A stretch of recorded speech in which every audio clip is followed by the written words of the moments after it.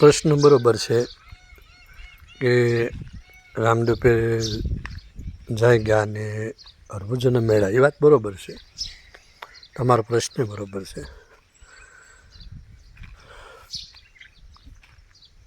જ્યારે એમને સમાધિ લઈ લીધી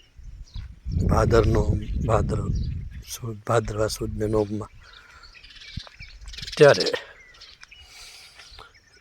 મહાપુરુષનો એક નિયમ હોય છે કે કોઈ પણ માણસ, જ્યારે મહાપુરુષનો એક નિયમ હોય કે કોઈ પણ સાધકને એને વચન આપે સતબોધ કરવાનો, ઉપદેશ કરવાનો, ત્યારે એ વચનનું પાલન કરે. પહેલો મુદ્દો. બીજી વાત કે એક એનો હું ઘણીવાર સત્સંગમાં બોલેલો છું, કદાચ ખ્યાલ હોય કે ન હોય, કે મહાપુરુષ કોઈ એ વચન આપે એમાં એ બંનેના દેહ ખંડિત થતા નથી, બંનેની મૂર્તિ ખંડિત થતી નથી.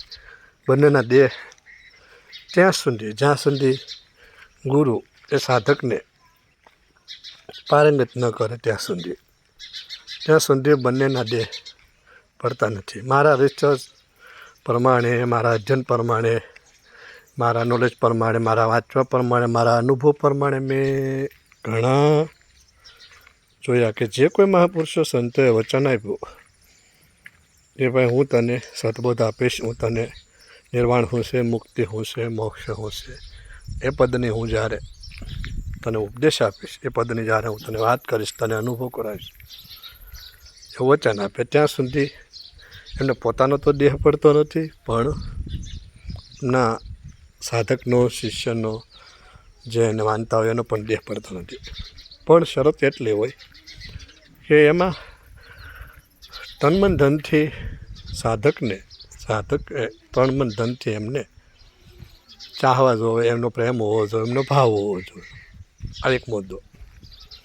હવે રામદેવ પીરે જ્યારે સમાધિ લઈ લીધી ભાદરવા સુદ ને નોમના દિવસે, ત્યારે એમને સમાધિમાં એને સમૃદ્ધિ આવી કે મારે મારા માસ્યાભાઈ હરભુજીને હજી પારંગત કરવાના છે, જે સત ઉપદેશ દેવાનો છે, તો એ હજી બાકી રહી ગયું. રામદેવ પીરે સમાધિ લઈ લીધી ઓલરેડી,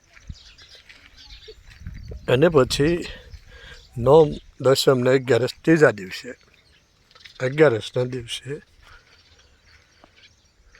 રામદેવ પીર હરભુજીને મળ્યા. હરભુજી અહીંયાથી નીકળી ગયા એમના ઘરેથી, અને એમને વિચાર આવ્યો કે મારે રામદેવ પીરજીને મળવું છે. કથા ઘણા સંતોના મુખે સાંભળેલી કે ભાઈ ઘણા મહાપુરુષો સંતોના મુખે એવી કથા સાંભળેલી કે ભાઈ રામદેવ પીર જે છે એમને એક ફૂલદાની આપી હતી. એ ફૂલદાની એને કીધું કે જ્યારે આ ફૂલદાનીમાં ફૂલ કરમાય ત્યારે તારે સમજવાનું કે રામદેવ હવે ગયા. આવું હરભુજીને કીધું હતું. અને હરભુજી ક્યાંક ગયેલા હશે ને ફૂલદાની ઉપર નજર પડી તો ફૂલદાની કરમાઈ ગઈ. એટલે એને એમ થયું કે રામદેવ ગયા લાગે એમ.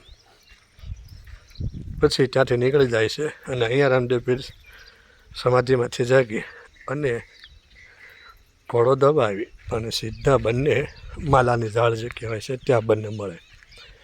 ત્યાં રામદેવ પીર ચોપાટ રમતા હોય જોવા મળે એટલે તરત આને એમ સંદેહ થાય હરભુજીને કે આ એક બાજુ એમ કીધું હતું કે મને અહીંયા હું જ્યારે જાઉં ત્યારે આ તે ફૂલદાનીમાં ફૂલ કરમાઈ જાય એટલે સમજવાનું કે હું જઈશ અથવા મારે જવાનો સમય આવી ગયો. અને આ અત્યારે અહીંયા બેઠો બેઠો ચોપાટ રમે છે. આવે એને સંદેશો. રામદેવ પીર એને મળી કાઢીને પછી એમની યારે બધી ચર્ચા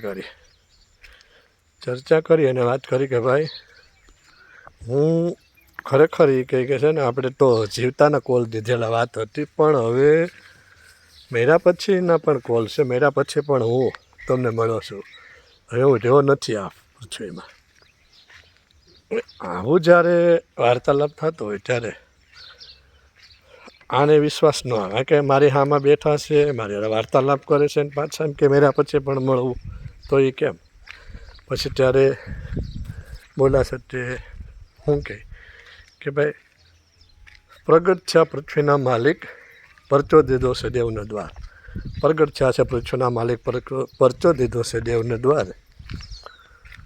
બુડતી વાતું ગઈ ગઢ ભેગી, બુડતી વાતું ગઈ ગઢ ભેગી, રત્નો જેડો હરભુજીને દ્વાર, રતન જેડો હરભુજીને દ્વાર. આજ અલખ દોહાઈ મેં અસત ન બોલા, આજ અસત ભાખું તો મને અલખની દોહાઈ છે, આજ અસત ભાખું તો મને અલખની આણ છે. રામદેવજી મળ્યા મૂંઝા પીરાય. હવે આજ અસત ભાખું તો મને અલખ દોહાય છે, તો હું ખોટું નથી બોલતો. રામદેવ પીર એમ કહે કે આજ અસત ભાખું તો મને અલખની દોહાય છે, હું હવે રહ્યો નથી. એમ કરી કાઢી અને એવા સમયે રામદેવ પીર એમને જે કાંઈ સત ઉપદેશ દેવાનો હતો, જે કાંઈ વાત કરવાની હતી વાત કરી. નિર્વાણ શું છે, મોક્ષ શું છે, મુક્તિ શું છે, એ એમની આજે ચર્ચા કરે. એ કે આજ અસત ભાખું તો મને અલખ દોહાય. હું કોઈ દી કે ખોટું બોલતો નથી, પણ તમને હવે સત ઉપદેશ શું છે એ હું તમને સત ઉપદેશ દઉં છું. હવે જ્યારે અહીંયા જે શબ્દ એમ પ્રયોગ કરતા હોય કે પ્રગટ હોવા પૃથ્વીના માલિક, પરચો દીધો છે દેવને દ્વાર, મૂર્તિ વાતું ગઈ ગઢ ભેગી અને રત્ન જડ્યો હરભુજીને દ્વાર. તો રત્ન જડ્યો હરભુજીને દ્વાર એટલે કે હરભુજીને રત્ન જડ્યો એટલે કે હરભુજીનો જે દ્વાર જે છે, હરભુજીનો જે 10મો દ્વાર છે, હરભુજીનો જે સત ઉપદેશ, હરભુજીને જે નિર્વાણનો મોક્ષનો જે કીરો, એ હવે રત્ન જડ્યો એટલે એનામાં જ્ઞાનરૂપી રત્ન જડ્યો. હરભુજીને દ્વાર, દ્વાર એટલે ભીતર હરભુજીને રત્ન દ્વાર જડ્યો. બુડતી વાતો ગઈ ગઢને ભાઈ ભેગી. બુડતી વાતો એટલે જે કાંઈ બીજી કાંઈ વાત હતી એ વાત વહી ગઈ, બરાબર. અને રત્ન જડ્યો હરભુજીને દ્વાર, રત્ન જડ્યો હરભુજીને દ્વાર. હરભુજીને હવે જે સત ઉપદેશ થતો હતો, જે જ્ઞાનની વાત થતી હતી, જે ઉપદેશની વાત, નિર્વાણની વાત થતી હતી, જે રામદેવ પીરે વચન આપ્યું હતું, એ હરભુજીને દ્વાર એટલે ભીતર. એને રત્ન જડ્યો, રત્ન નામ જ્ઞાન, રત્ન નામ અનુભવ એમ પણ કહેવાય. રતન એટલે અનુભવ. પછી કે અલખ દુહાય મેં અસત ન ભાખા, આજ અસત ભાખું તો મને અલખની આણ છે. આજે હું અસત ભાખું તો મને અલખની આણ છે. હું જે તમને કહું છું, હું જે કાંઈ કહી રહ્યો છું, બોલી રહ્યો છું, એ બધું આજ સત્ય કહી રહ્યો છું. એમ કરી હરભુજીને ત્યાં સત ઉપદેશ કર્યો. એ વાત તો બરાબર જ છે, પણ પ્રશ્ન એમ છે કે એને મળ્યા કેમ? તો રામદેવ પીરે જ્યારે એના 24 ફરમાનો કીધા, ત્યારે રામદેવ પીરે એમ પણ કીધેલું કે ભાઈ હું સૂક્ષ્મ દેહ રૂપે, હું જ્યોતિ સ્વરૂપે કોઈ મારું સ્મરણ કરશે તો હું હાજર થઈશ. જ્યારે એમને 24 ફરમાનો કર્યા એમાં વાત આવે કે ભાઈ રામદેવ પીર એને મળ્યા, એમણે તો સમાધિ લઈ લીધી હતી, તો એ કેવી રીતે મળ્યા? તો રામદેવ પીર એને સૂક્ષ્મ શરીરથી મળ્યા હતા, સૂક્ષ્મ શરીરના માધ્યમથી. આ શરીરનો એક નિયમ હોય છે કે આ શરીરમાંથી જ્યારે ચેતના અને પ્રાણ બંને સહસ્ત્રસાર ચક્રમાં મૂકવામાં આવે, 10મા દ્વારમાં જ્યારે પ્રાણને ઉલટ ગતિ કરી અને મૂકવામાં આવે, ત્યારે એને અને ચેતના ત્યાં હોય ત્યાં સુધી આ શરીરને કાંઈ થાય નહીં. અને એ શરીરના માધ્યમથી એને રામદેવ પીર શરીર તો આ શરીર જે હતું એ શરીર તો એમ માનો કે ખાખ જ થઈ ગયું હતું. આ જે શરીર હતું એ જે ખોખું હતું એ ખોખાનું અસ્તિત્વ રહેતું નથી, પણ સૂક્ષ્મ શરીર જેનું પ્રગટ્ય હોય, સૂક્ષ્મ શરીરનો જેને અનુભવ થઈ ગયો હોય, સૂક્ષ્મ શરીરનું જેને જ્ઞાન થઈ ગયું હોય, એ લોકો એને સૂક્ષ્મ શરીરથી મળી શકે. આવા મહાપુરુષના ઘણા એના પ્રમાણ છે. જેવી રીતે કે મોરાર જાગ્યા સમાધિમાં, મોરારજી સમાધિ લીધા બાદ જીવડ કોળીને મળ્યા, જેસળ જાગ્યા 3 દિવસ બાદ જ્યારે તોરલ આવ્યા ત્યારે, પછી રામદેવ પીર જાગ્યા, અને ઘણા એવા મહાપુરુષો જે છે જે આ અવસ્થામાંથી જાગ્યા. અને એને મળ્યા એની વાત છે તો એ સૂક્ષ્મ શરીરથી મળ્યા. દાદુ સાહેબને જ્યારે સાહેબ ધારાઓના જ્યારે સાહેબોએ પ્રશ્ન કર્યો ત્યારે દાદુ બોલ્યા કે 5 તત્વ 3 ગુણ કે નહીં ઇન્દ્રિયો કે દેહ, પણ સૂક્ષ્મ રૂપ કબીર હે દાદુ દે વિદે. કબીર સાહેબને મેં જોયા છે. તો કેવી રીતે? તો કે સૂક્ષ્મ રૂપ કબીર હે દાદુ દેહ વિદે. એટલે જે મળવાની જે સ્થિતિ છે એને જે મળે છે એને સૂક્ષ્મ શરીરથી મળે છે. આ સૂક્ષ્મ શરીરથી કોઈ પણ સાધક પોતાના નિજ સ્વરૂપને ઓળખી, પોતાના નિજ સ્વરૂપને જાણી અને એ સ્વરૂપ જ્યારે એનું સૂક્ષ્મ શરીર જ્યારે જાગૃત થાય ત્યારે એ 3.5 મિનિટમાં બ્રહ્માંડમાં આંટો મારીને આવી શકે. અને કોઈ પણને એના અનુયાયી સાધકનો ભાવ બહુ હોય, એના અનુયાયી સાધકનો પ્રેમ બહુ હોય તો એને મળી શકે. સૂક્ષ્મ શરીરથી જ્યારે મળે ત્યારે એનો નિયમ હોય છે કે એક સ્વરૂપ એને જ દેખાય કે જેને એને મળવાનું હોય, જેનું એનું કામ બાકી હોય, જેણે એને ભીતરથી આરાધ કર્યો હોય, જેને ભીતરથી એને મળવાનું હોય એને બતાય. બીજું કે ત્યારે એની પાસે દિવ્ય ચક્ષુ થતી હોય. ત્રીજું કે સૂક્ષ્મ શરીરથી મળે ત્યારે એને જે પોતાનો જે સ્થૂળ શરીર જે દેહ છે એવો જ એનો દેહ એ ધારણ કરે. અન્યથા એ અલગ અલગ સ્વરૂપ ધારણ કરીએ કે એમ છે, પણ છતાંય એવો ને એવો એ દેહ ધારણ કરે. આ એક પહેલો મુદ્દો, બરાબર.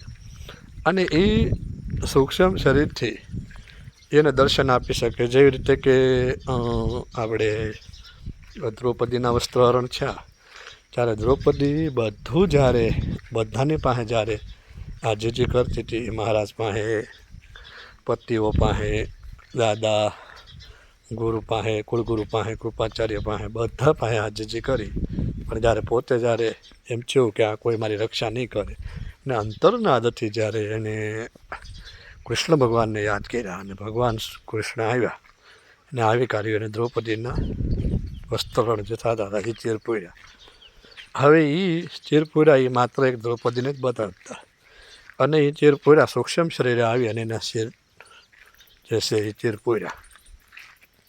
તો એક પ્રશ્ન થાય કે એ ચીર પૂર્યા તો એટલા બધા છે એ એટલી બધી સાડીઓના ટાંકા ક્યાંથી લાવ્યા?